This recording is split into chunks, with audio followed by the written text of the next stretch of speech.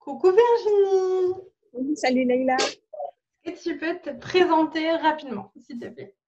Oui, rapidement. Virginie, 44 ans, autiste Asperger. Je fais le tour du monde et je suis coach en relativité. Oh, Ah, voilà. je vais me présenter rapidement aussi. Leïla, 31 ans, j'habite à Montréal depuis un an bientôt, dans une semaine, et je suis coach de vie. Cool. Aujourd'hui, on a décidé qu'on allait parler de nos peurs, les peurs qu'on a dépassées et qui ont changé nos vies, parce qu'au final, on a tous un peu les mêmes peurs. Mais oui, mine de rien. Oui. C'est quoi? La première peur dont tu voudrais nous parler, c'est quoi? Oh, commençons par un truc un peu soft, quoi. La peur des transports en commun. Ouais. Ouais, parce que mine de rien, je fais quand même un petit peu le tour du monde. Les transports en commun, c'est ma vie. Et ça reste quand même un problème, même si je le fais, même, voilà, je les utilise et tout, mais arriver dans un endroit, ne pas savoir de quoi ont l'air les bus, comment ça fonctionne, etc. Même, des fois, tu n'as même pas les informations sur Internet, etc. Par exemple, la dernière fois, tu es en République dominicaine, tu peux aller chercher le réseau de bus, tu ne trouveras pas d'informations sur Internet. Tu vois, c'est une fois sur place que tu sais quoi, comment ça se passe. C'est angoissant en fait. Tu arrives à l'aéroport, tu ne sais pas où tu es. Alors des fois, tu n'as pas forcément le réseau pour le Uber, etc. Enfin, la première fois que tu prends le métro au Mexico, pour moi, l'idée que j'ai, c'est que je vais forcément me faire. Je vais forcément aller dans la mauvaise direction. Tu vois, enfin voilà, sauf que ça n'arrive jamais. Sauf que ça n'arrive jamais. Oui. Oui, au final, tu ne te perds jamais. Mais comment tu as fait, du coup, la première fois? Parce que, au final, c'est toujours la première fois qui fait le plus peur, non? La première fois, c'est l'obligation. Tu es obligé de le faire. Tu es obligé d'en passer par là. Sinon, tu bouges pas, tu fais rien, etc. Moi, ce que je fais, c'est que j'essaie de gagner le maximum d'informations sur Internet. Internet, c'est la vie. Hein. Chaque fois, c'est systématique. Je demande à Google. Si je trouve pas, eh ben, j'y vais. Je fais. Et puis, tu fais une fois, tu as peur, mais tu fais une deuxième fois, tu as moins peur, puis tu fais une troisième fois, et puis après, ça commence à être normal, en fait. C'est simplement ça. Je crois que tu appelles ça dans la maladie ou dans les phobies, ce genre de choses, l'exposition, s'exposer au truc. C'est exactement ça. Tu fais la chose. Voilà.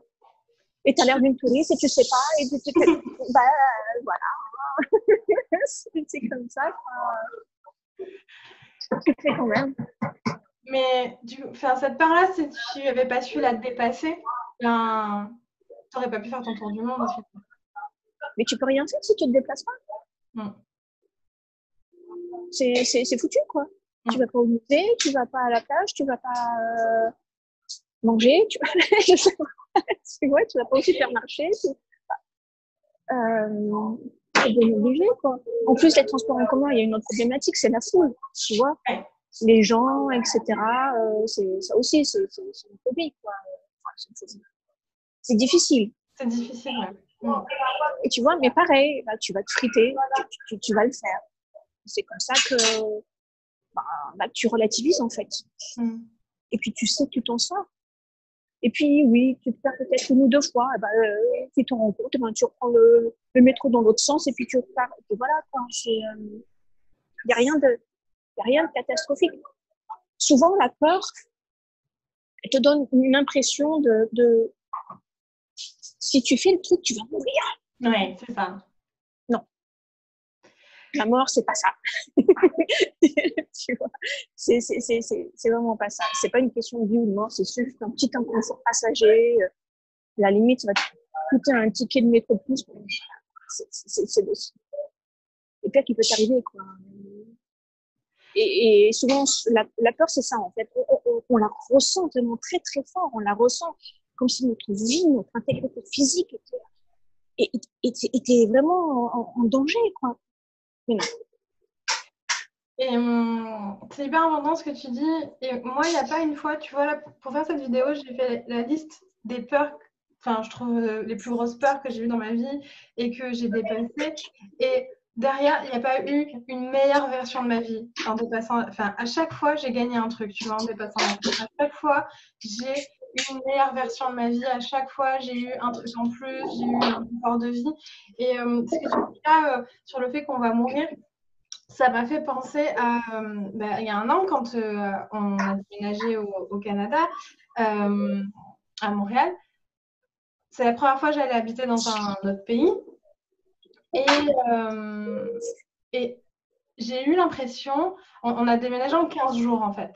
Donc, en 15 jours, on a tout lâché, le boulot et tout, on a fait des cartons et on est arrivé ici. Et je me souviens, au moment d'arriver à la veille de l'aéroport, la veille de prendre l'avion, on avait pris un hôtel à l'aéroport et j'étais dans une panique, mais Ouais. pas une crise d'angoisse, mais vraiment une grosse anxiété en mode non, non, non, tu fais la plus grosse connerie de ta vie là, rentre, mais c'est une connerie où je savais qu'il n'y avait pas de conséquences parce qu'à n'importe quel moment, je peux retourner habiter en France. Enfin, tu vois, il n'y a pas. Oui. Ça, si tu regardes sur le papier, je risquais absolument rien à part de vivre une expérience super chouette. Voilà. Moi, ce que je ressentais là à ce moment-là, c'était je vais mourir. Je mets ma vie en danger là en faisant cette action-là, alors que sur le papier, je le faisais absolument pas.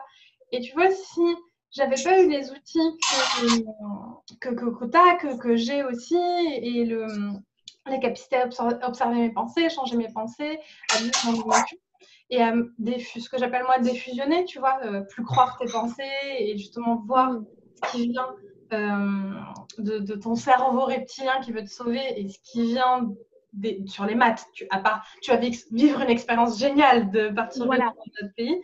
Si j'avais pas eu ça, ben, je l'aurais pas fait. Clairement, je n'aurais pas pu dépasser cette sensation-là qui te prend, que tu as l'impression que là, tu mets ta vie en danger. Quoi. Exactement. Et parce que tu l'as fait aussi une fois, parce que tu as vécu cette expérience d'aller justement affronter ta peur, la dépasser, eh bien, la prochaine peur, tu sais en fait que c'est pas une question de vie ou de mort. Tu sais que tu vas aller vers mieux. Et plus tu les affrontes, et plus tu fais face à tout ça, et plus en fait, ça devient, comment dire, ça devient la routine. Oui. Puis alors, je sais pas si ça te le fait aussi, mais du coup, tu as une autre vision de la peur qui en fait devient juste de l'adrénaline. Exactement. Et tu le cherches du coup après aussi. Et même au bout d'un moment, t'es bien confortable et il y a un truc qui va pas, quoi. Tu dis, oh, là, je suis en train de m'endormir, là, qu'est-ce qui se passe? Là, j'évolue plus, là, je grandis plus, là, c'est pas bien, là. C'est pas bon. Et donc, allez, il faut un nouveau projet, il faut quelque chose qui va me challenger, quelque chose qui va me faire grandir, qui va me faire évoluer, qui va me faire devenir meilleur, etc., etc. Tu vas la rechercher, cette sensation de peur, cette sensation de précipice, cette sensation, il y a quoi après? C'est ça.